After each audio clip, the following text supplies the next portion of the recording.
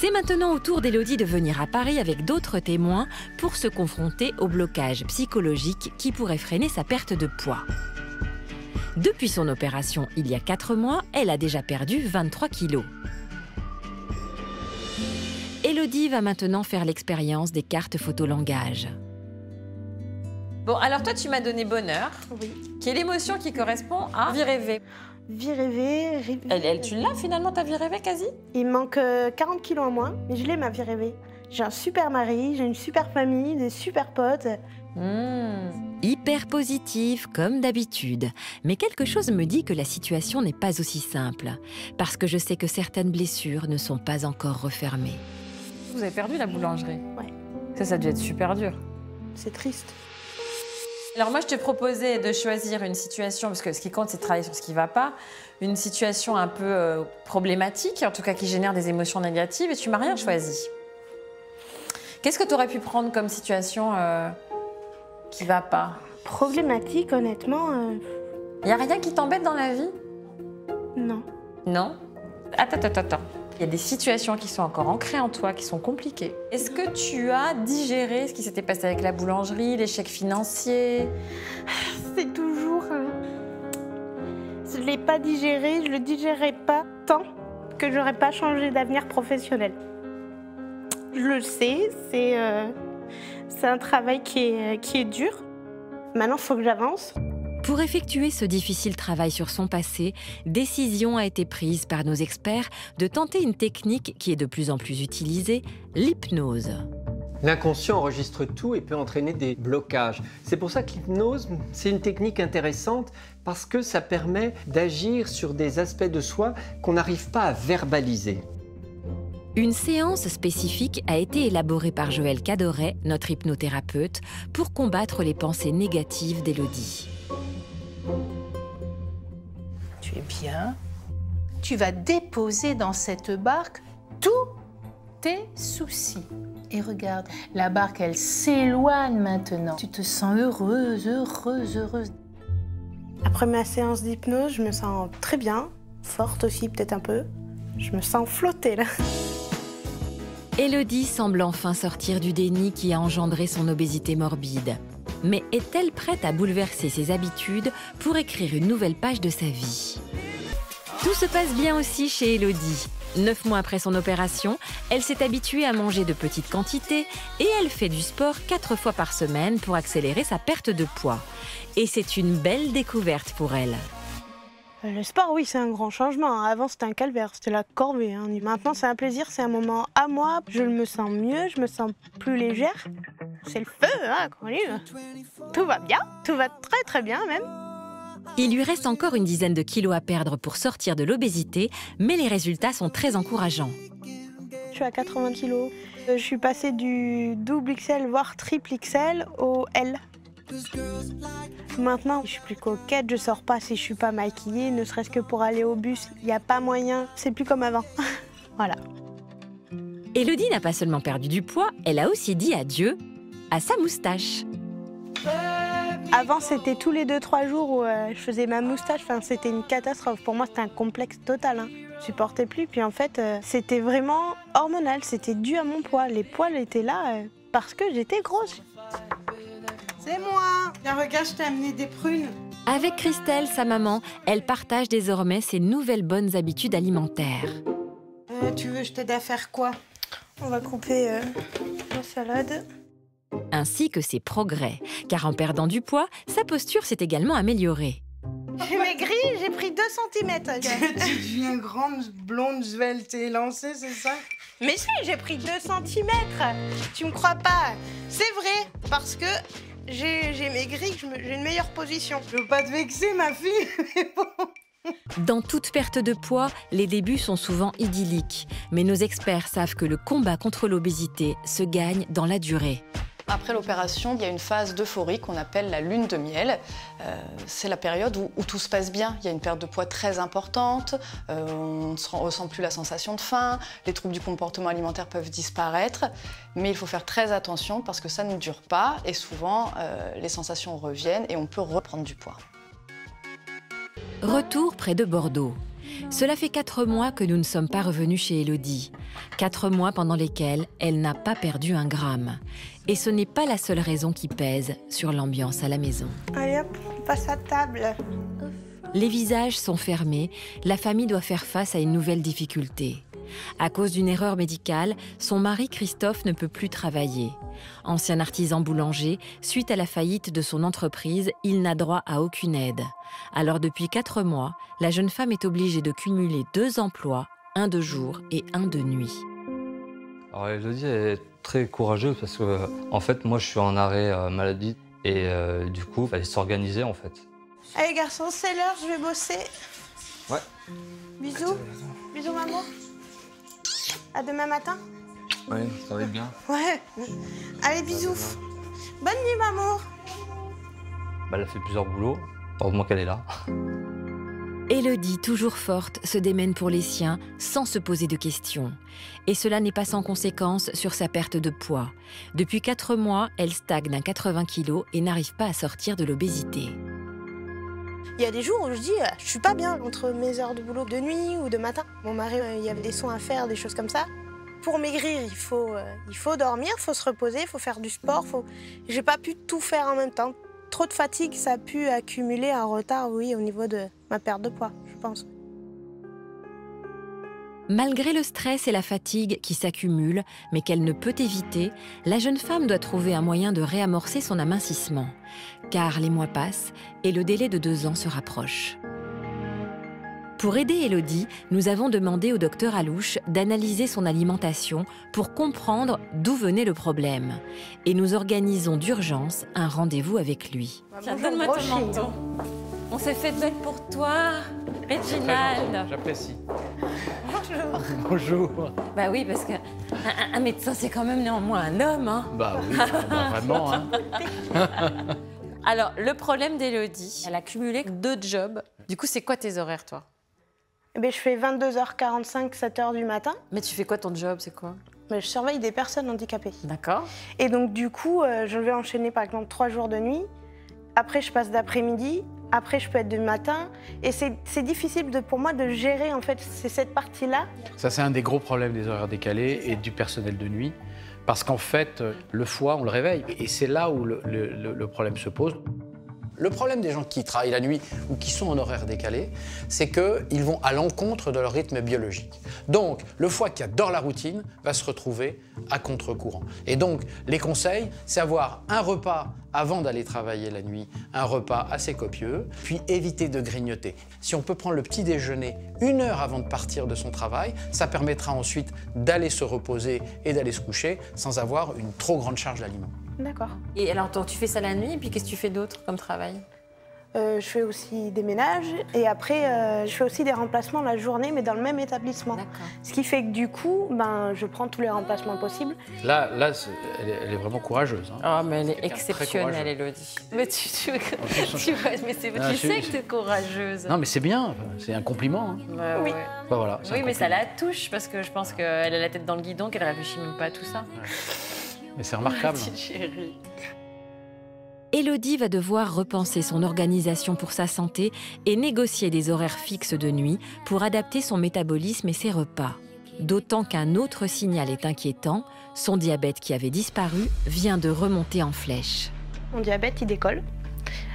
Du coup, j'ai des bouffées de chaleur, il y a des choses qui vont pas. Et je fais des petits... Je sais pas si on peut dire des malaises, mais c'est le sucre qui monte trop vite. Hypoglycémie, quoi. Il y a un gros souci. Élodie a changé ses habitudes alimentaires et a supprimé totalement les sucreries. Mais sans le savoir, elle a commis une erreur que nous faisons tous, boire du jus de fruits frais. Dans un fruit, il y a un sucre qui s'appelle le fructose. Ouais. Hein, et ce fructose, il a une particularité. Le seul endroit où on peut le travailler, c'est le foie. Et quand il n'y a que lui qui peut le digérer. Il n'y a que lui. Mais si on a trop de fructose, on va faire du foie gras. Et quand le foie devient gras, il filtre encore moins l'insuline. Et donc le diabète se met en route. Donc le foie est un acteur clé. Souvenez-vous, lors de son opération, les médecins avaient déjà pu constater le mauvais état du foie d'Élodie. Il est gras le foie. Hein. Ah oui. Ouais, bah là, le foie, il est impressionnant. Pour éviter que le foie d'Élodie ne s'engraisse à nouveau avec l'éventualité dramatique que l'on connaît, il y a urgence à corriger certaines mauvaises habitudes. Alors le fruit se mange, se mâche, ne se boit pas. Je suis désolé de dire ça, sauf si... Jus de fruits frais fait maison au petit-déj. Attendez, il ne faut pas. Cata. Voilà, une orange, c'est 16 grammes de fructose. C'est-à-dire que là, dans ce verre de jus de fruits, il y a l'équivalent de 3 48, voilà, 48 grammes. Et donc, il y a l'équivalent de 8 morceaux de sucre. Donc, voilà. Effectivement, personne ne mange 3 oranges au petit déjeuner. Voilà, si je vous dis, allez, prenez 3 oranges au petit déjeuner, jamais vous le ferez. Élodie va devoir corriger le tir. Pour rebooster son moral, je décide de lui rappeler d'où elle vient. Donc c'était toi il y a 1 an. Oh putain.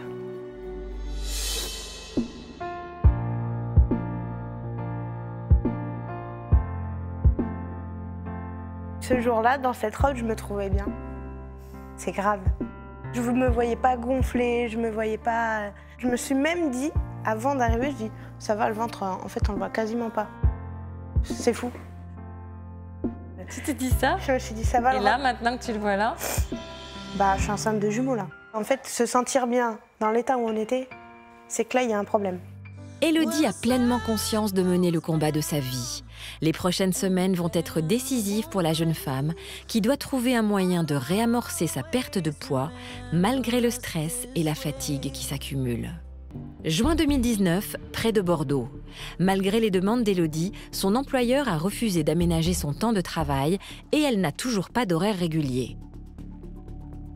18 mois après son opération de chirurgie bariatrique, Élodie est toujours en palier et malgré ses efforts, elle pèse le même poids depuis presque 1 an. Regarde, je bloblote, on bloblote de partout là. Son moral est au plus bas et elle aussi a vu naître de nouveaux complexes liés à sa perte de poids massive. Ma culotte de cheval, ici là, et puis ben, mes bras quoi, mes bras ça pendouille. C'est un truc de fou. Hein. Avant, c'était ferme. Maintenant, c'est flasque. Ça, avec la chirurgie, je l'aurais plus. Et tu enlèves là. Voilà. Ça n'a rien à voir. Son nouveau corps laisse apparaître une peau fripée qui n'est pas celle d'une femme de 28 ans. Seulement voilà, les chirurgiens refusent de l'opérer car il lui faut encore perdre 5 kilos pour sortir de l'obésité. Pour qu'un bodylift se passe bien, on demande aux patients d'avoir un IMC inférieur à 30. Toutes les études internationales qui ont étudié les complications post-opératoires montrent que quand l'indice de masse corporelle, donc l'IMC, est supérieur à 30, le risque de complications est accru. Que ce soit des complications hémorragiques, des complications infectieuses ou des phlébites. Malgré tous ses efforts, le temps presse, car Élodie s'est fait opérer de l'estomac il y a 1 an et demi et il ne lui reste donc que 6 mois maximum pour perdre du poids. Une réalité injuste pour notre Élodie qui a appliqué toutes nos recommandations et qui se trouve dans une impasse à cause de son travail de nuit. C'est une déception parce que, en fait, j'ai lutté et je m'attendais pas à lutter contre mon propre corps, en fait. J'ai pris les bonnes habitudes, j'ai tout pris. Et... J'avais tout prévu en fait sauf ça. Et lutter contre son corps qui te dit stop, voilà, c'est très compliqué à gérer.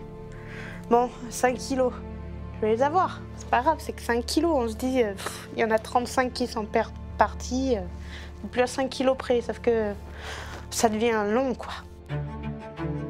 Pour nos experts, il est crucial de se réunir autour du cas d'Élodie que nous sentons vaciller. Alors, Élodie, c'est une fille super sérieuse. Elle fait du sport 4 fois par semaine, elle fait du cardio, etc. machin. Mais c'est comme si son corps avait dit stop.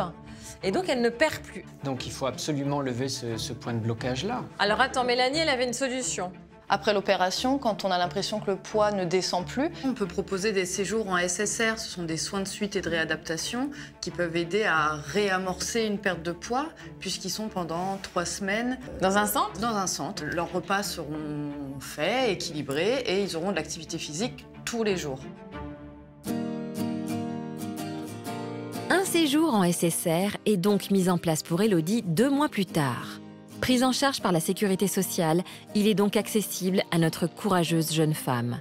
Élodie quitte sa famille pour faire un bilan complet de ses habitudes de vie et tenter de trouver ce qui l'empêche de perdre ses derniers kilos. Pour comprendre ce qui ne fonctionne pas, c'est tout le quotidien d'Élodie qui va être passé au crible.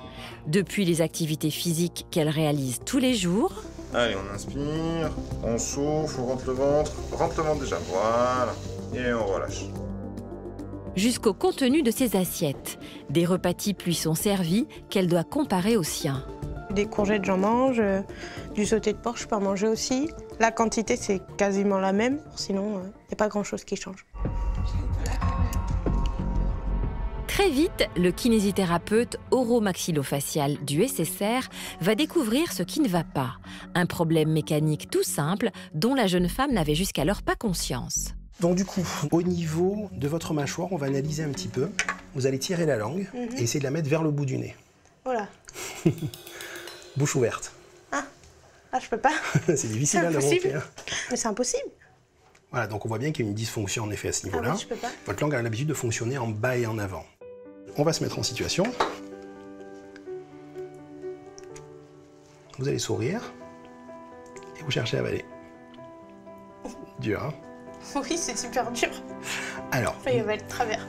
Normalement, quand on avale, c'est l'ensemble de la langue qui vient pousser au palais. Vous avez tendance à venir pousser en avant, donc ça, on va le travailler. Avec une langue qui se plaque bien au palais et qui évite d'avoir cet effet de gober un petit peu les aliments. D'accord. Comme oui. pour les nouilles. C'est vrai que quand vous dites les nouilles, je les gobais. Voilà. Plus maintenant, mais oui, c'est vrai. Alors, il y a une formule, c'est le gros gobe, le mince mâche. Les gens qui sont en surpoids ou obèses sont des gens qui gobent. Donc, ils font... Ils avalent. Et le mince, lui, il va mâcher. Alors, pourquoi c'est important? Tout simplement parce que quand on mâche, eh bien, on va activer des signaux de satiété qui sont extrêmement importants pour ne pas reprendre du poids. Élodie a peut-être trouvé la solution pour relancer sa perte de poids et perdre ses derniers kilos.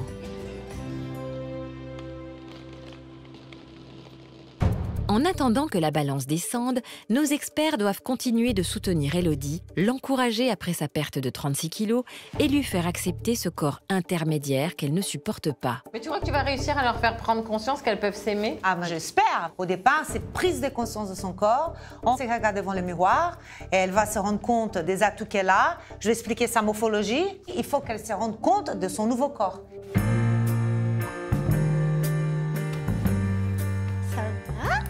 Fais-moi un gros bisou ici, un gros câlin. Christina, qui n'a pas revu Élodie depuis son opération, retrouve une jeune femme à fleur de peau qui fait tout pour ne pas craquer face aux épreuves qu'elle traverse. Oh, ma chérie, je te sens émue, oh là là. Bah parce que... J'étais en souffrance et il y a des moments où j'ai des journées bof. Et j'ai ma psychologue pendant mon parcours qui m'a dit quelque chose de très important. Quand il y a une journée qui va pas, tu te dis je suis belle, forte et intelligente. Oh. Et ben aujourd'hui, je suis belle, forte et intelligente. De dire soi-même qu'on s'aime, c'est un cap. Et ben même s'il m'en reste encore un peu, ben je me trouve belle et je m'aime. Voilà. Et je le pense et c'est encore plus important. Et je vais te montrer que tu peux être vraiment encore plus belle. Tant mieux. Ma chérie, vas-y, va te changer. D'accord, à tout de suite. À tout de suite. Il y a 2 ans, se regarder dans le miroir était une épreuve pour Élodie. Se voir ou s'affronter, il y a une grosse différence. Faut voir la vérité en face. Hein. Oh. C'est comme ça. C'est pas beau à voir.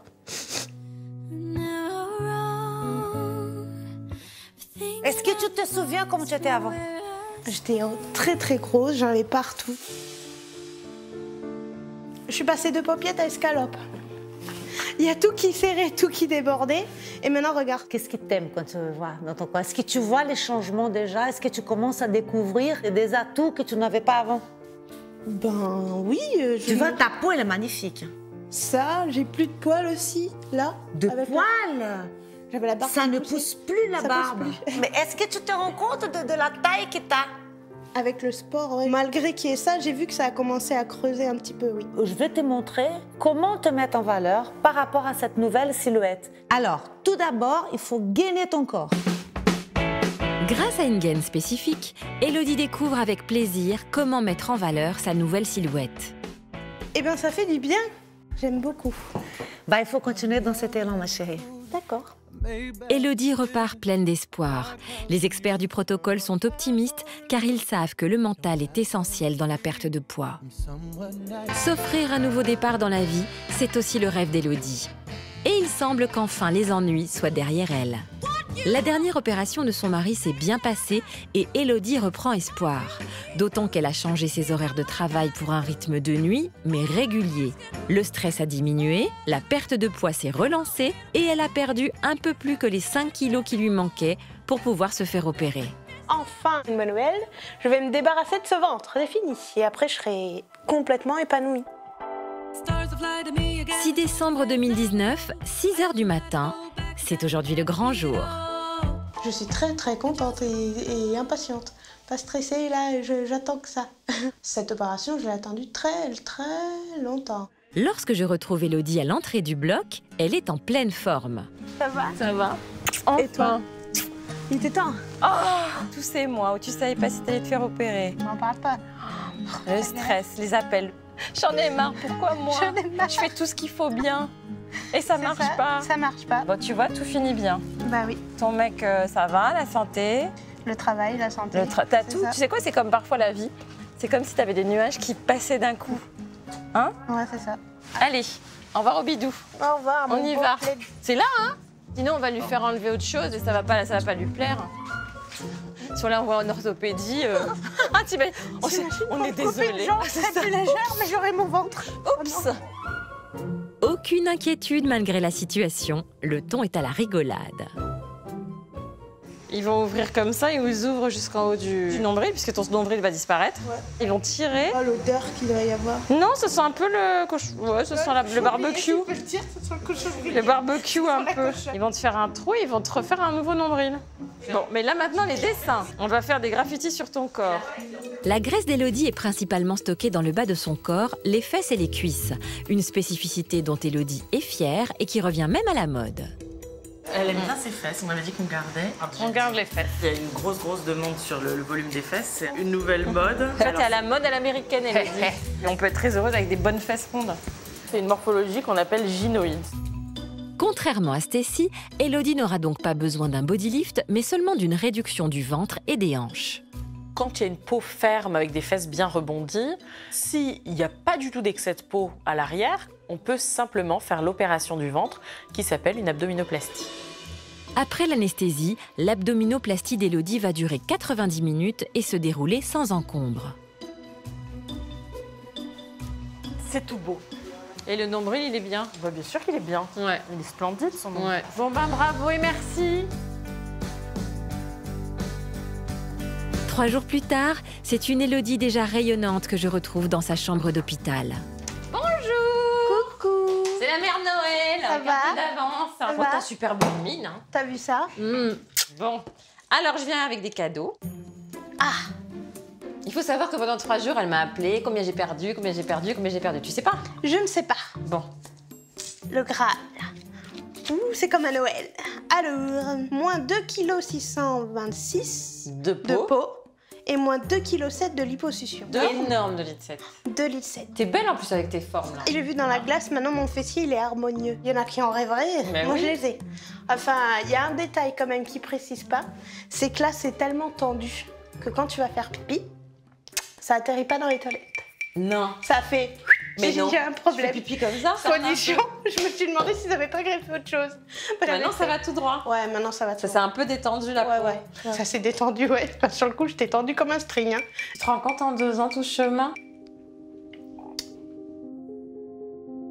Eh bien, il y a 40 kilos de perdus. Il y a beaucoup d'évolution, beaucoup de travail et la dernière récompense, la voilà.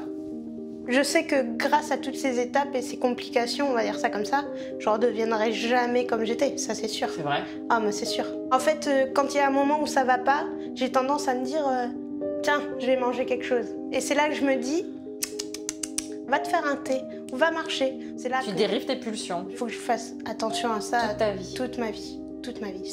Allez, rentre bien. Bah toi surtout. Embrasse tout le monde, le petit, le grand, la maman, le papa. Oh ouais, bah oui. Tout ça. Salut, bye bye. Dans 3 jours seulement, Élodie pourra rentrer chez elle. Cette opération qu'elle attendait tant signe la fin d'un long combat et le début d'un nouveau chapitre de sa vie. Fin décembre 2019, Stécie et Élodie nous retrouvent en région parisienne. En 2 ans, leur transformation est impressionnante, aussi bien physiquement que psychologiquement. Et on peut vraiment parler d'une renaissance. J'ai hâte de les réunir pour faire le bilan.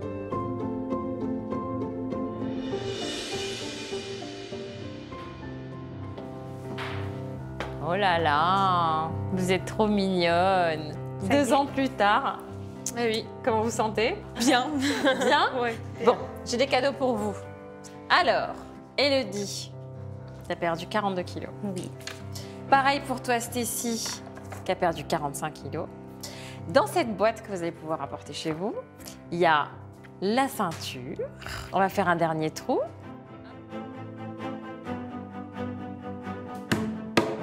Hop. Ça part dans la petite boîte. Hop. Vous les gardez ces ceintures, les filles. Hein. Ah, il faut. À vie, hein. Alors, voilà. C'est énorme. Ouais, c'est pas mal, hein.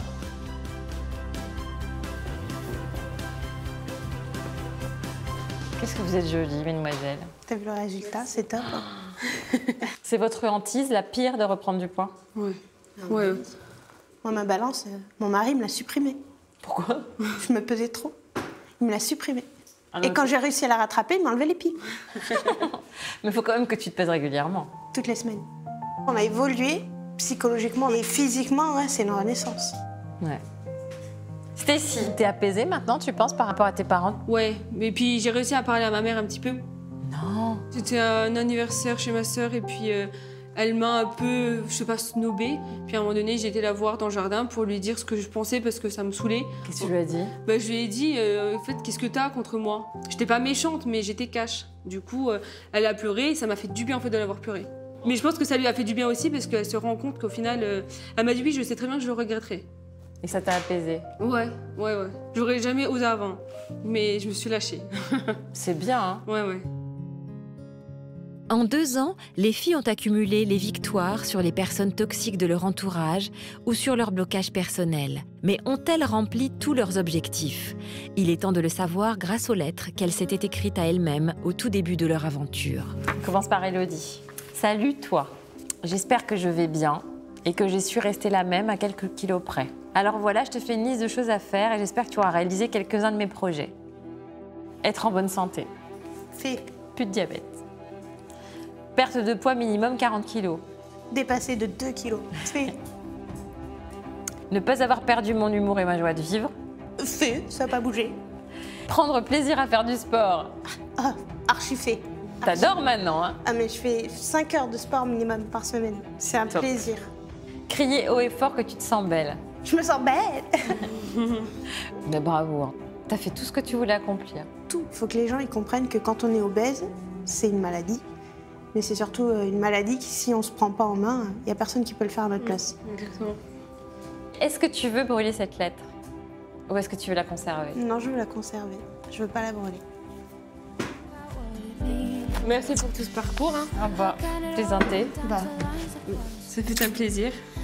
à bientôt. Allez, filez les filles. Filez vers la vie.